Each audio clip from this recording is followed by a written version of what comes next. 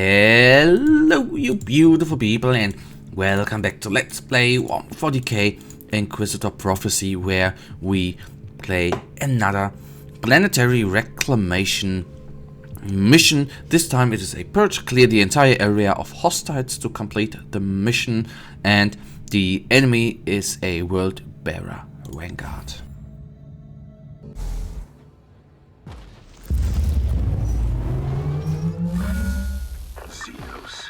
Demons, heretics, enact the Emperor's will and purge the universe of their taint. Let hatred be our shield, and their blood our salvation. Oh yeah, oh yeah, oh yeah, it will be. I have such a cool memory to actually this map type, and it was a little bit different. Oh, it's not precisely this map type, but this sort of outside islandy map type. Back in the day when I started playing, actually the first time before I even recorded this game, I played it on a Saturday evening, I think around 10 o'clock or 11 o'clock. I played the first mission and it was set in this light setting, and it was absolutely amazing. Still remember that like it was yesterday, and such a nice memory, I have to say.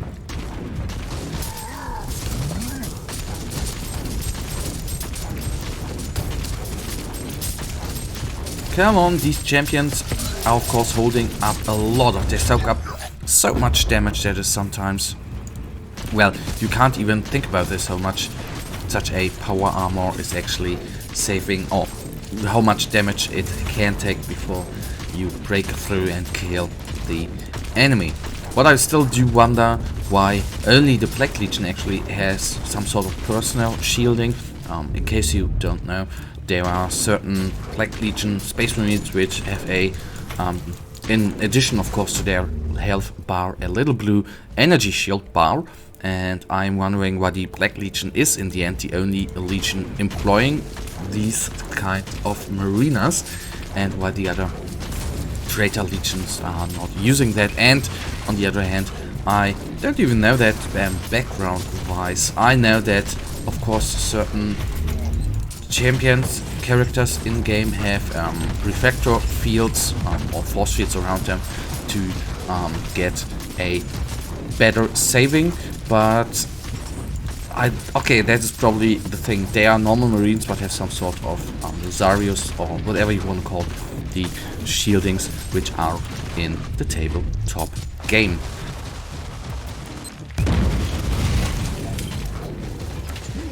So we have nearly cleared out half of the enemies. That of course is very, very neat indeed. Okay, there is now a little nastier group coming up, but it will be taken down with ease as well.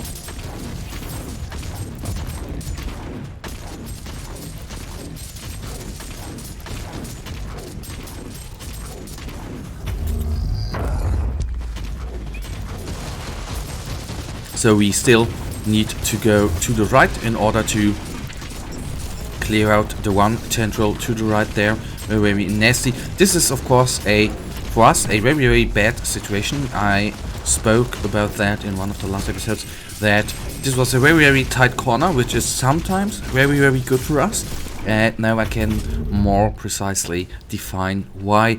Because when there is a flamer available, or like here, two flamers, that is of course for us not very good, because the clumped up constructs, which always tend to clump up, which is absolutely logic, they clump up even more. That is the little bad part right here, but it is now working out not that bad in the end. So let's see whether they are, or there is a enemy. Nice. Okay, no one. So I assume, guys, that in the last, or on the last platform, not in, but on the last platform, there's going to be a Hellbrute. That is what I'm predicting right here. I always am not certain. I think the water looks okay, but if you actually zoom in, I think it does not look that good anymore.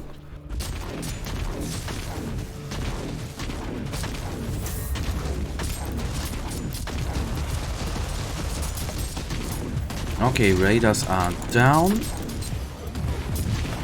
Going up, going up, going up. They are gone as well. Good, good, good. We of course need to check this platform if there is any enemy, which is not the case. That is good for us, and then it simply goes on.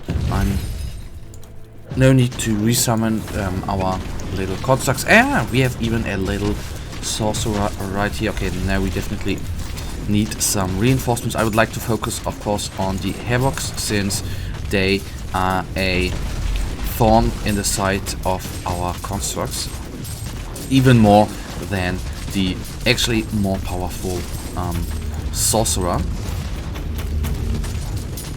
Okay, that went good. It wasn't as hard as I predicted or thought it could.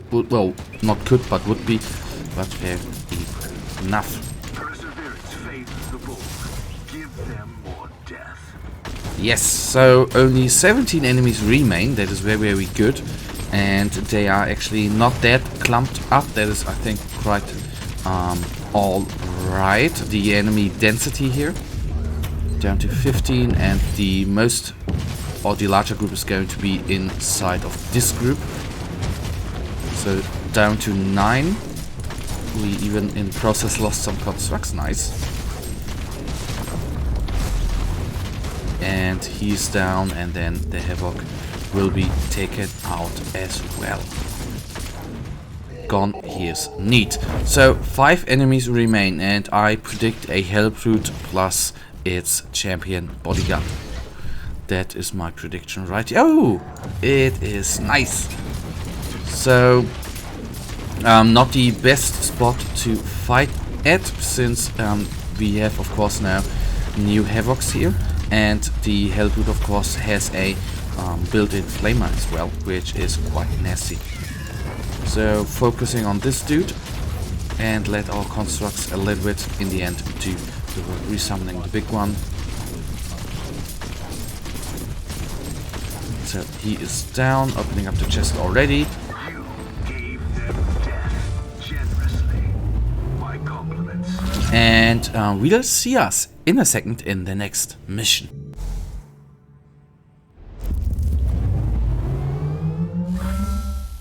The mysterious ways of the Inquisition never cease to frighten me. They dispatch an agent of your caliber to rescue some Imperial cannon fodder, or they get a hero's welcome or end up in an interrogation chamber. Van Winter, out. Well, I don't want to say anything to that. I assume nothing good is actually going to happen to them. Okay, bringing them down, and then already we are fighting our way through here. On the one hand, I've never lost 1 or 2 members, always whole squads, but to Rescued by an Inquisitor. Is that a good or a bad omen? but I wanted to minimize losses there. So at least, in case you don't know how this mission is actually working out, there are 3 squads we need to save, and there's a teleportation device, and only 1 squad needs to survive. So if we lose 2 squads and of the last squad only 1 survives, everything is fine there. So no big pressure. The downside of course is, if happened to me of course one time, that I wanted to kill a bigger enemy. I don't even know what kind of, it was at least an enemy with a charge, and then I lost all 3 squads to the charge. That was very, very sad in the end. Unit under distress relieved. Find the rest of the survivors. Okay, to the Primaris Psyker I should probably not get too close. I think she's exploding, and we shouldn't run into the explosion with the guardsman. Very bad thing can happen there.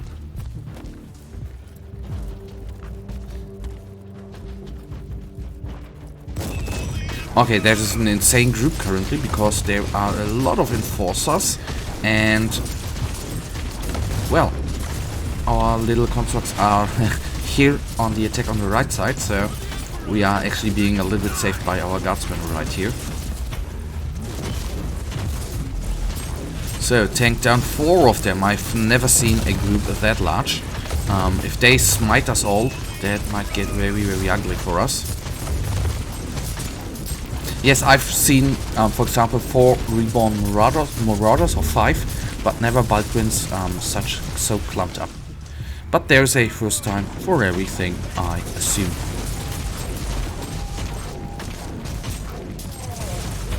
No more units to save.